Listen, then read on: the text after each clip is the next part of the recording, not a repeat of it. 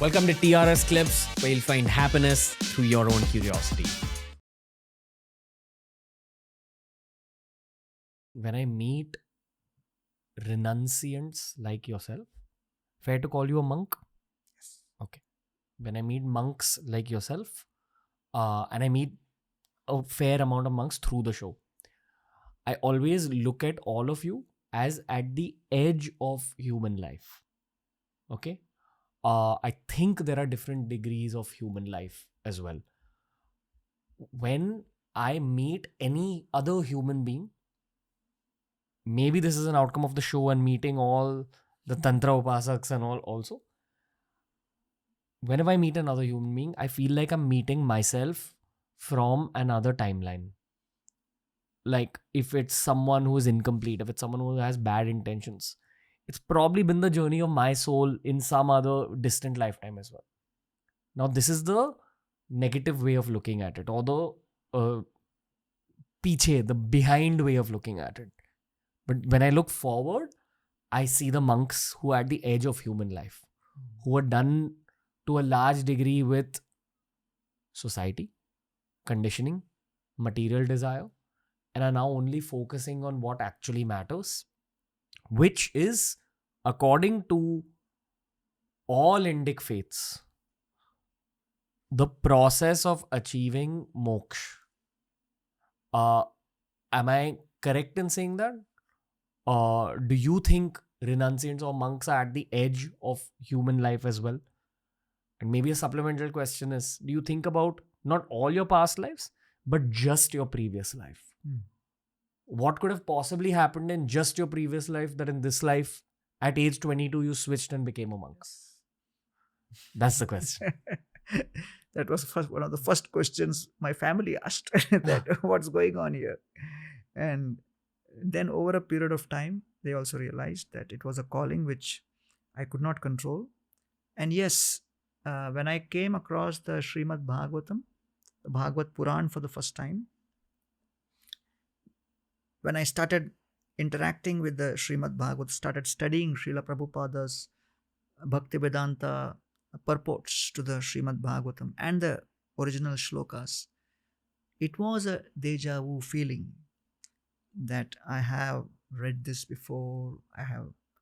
So when I speak in Hindi many times, it is not that I have practiced those words or I do some conscious effort to speak that, but something just comes through, and I strongly feel that yes, there must have been association of this similar nature in the past. And therefore, all of us go through those experiences.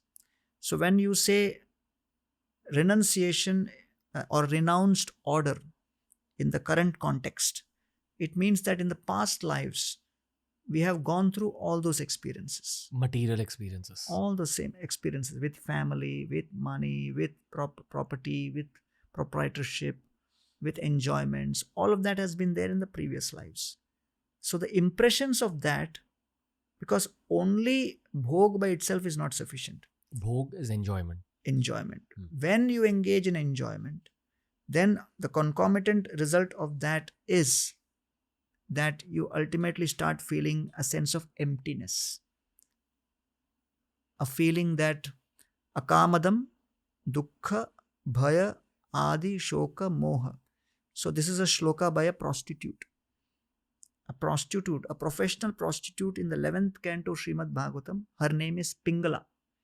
So she says that Santam Samipe Ramanam Ratipradam. Within my heart is Paramatma, who is willing to give everything and fulfill all my desires. Vitta Pradam, and all the wealth I need, the spiritual, mental satisfaction, he is there to give. Nityam Imam Vihaya, but I forgot about him. I did not look towards him. I did not bother to cultivate a relationship with him. Akamadam, the result of that is I only engaged in sex life, trying to, give pleasure to the clients and this and that. What is the result? Akamadam, unfulfilled desire. Dukkha, distress. Bhaya, fear. Shoka, lamentation. Moha, illusion. Tuchha, bhajam. So all of this was insignificant pleasures. So therefore, when you say monks, renunciants, we are billionaires of pleasure. Why? Because our aspiration is not to go for the 25 paise pleasure of the senses, or the 50 paise pleasure of the mind, or the 1 rupee pleasure of the intellect, or the 2 rupee pleasure of the ego, but to go for the $1 billion pleasure of the soul exclusively, and to experience that and share it with others. So therefore, contrary to popular belief, monks are not abnegating pleasure, they are only replacing their choice of pleasure with something higher, deeper, purer, more pristine, which is not visible from outside. So interestingly, the Supreme Lord has 16 energies. So out of the 16 energies, the energy of renunciation is known as tushti. Tushti means satisfaction. So the premise of renunciation is, unless you are deeply satisfied from the core of your heart, you cannot give up.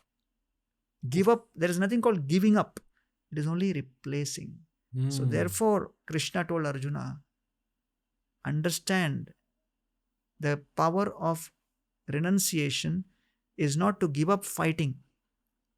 Renunciation means you give up your identity that I am fighting for my sake, and replace it that I am fighting for the sake of Krishna and protecting Sanatan Dharma.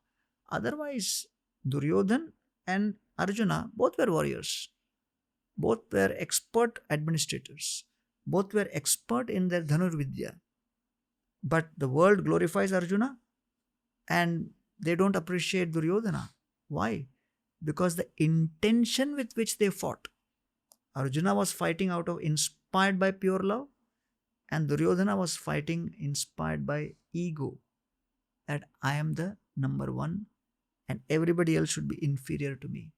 So therefore Krishna says the process of progress in renunciation and spirituality is nothing but refining of intention. So if you want to share with our audience what exactly is the purpose of spirituality, purpose of spiritual practice, purpose of any kind of visits to the temples or satsangs or kirtans or any kind of spiritual discussion, So just like you have RO, water, it refines water, right? You have oil and you get refined oil. You have steel, you get refined steel. Like that, spirituality, spiritual knowledge, spiritual sound vibration, spiritual practices, spiritual people, spiritual places.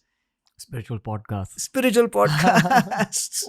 The TRS show, when the topic is on spirituality, it is for refining of desires or intentions to elevate the intention from fear to desire to at least duty, if not love. There's a part of my heart that genuinely wishes that every episode could be spiritual. That's what I mean. There's a downside of being in media a little bit, which is why I've fallen a little out of love with this process, because, I'm advised not to ask spiritual questions in certain episodes. But I love your authentic confession. It's all very real. At this point, it's not a podcast, it's documentation. Yes, we call it a podcast. Yes. Hey, if you enjoyed today's clip, make sure you check out all the other clips we've uploaded on this channel. You'll find a clip related to almost every single topic, as long as you're willing to search for it.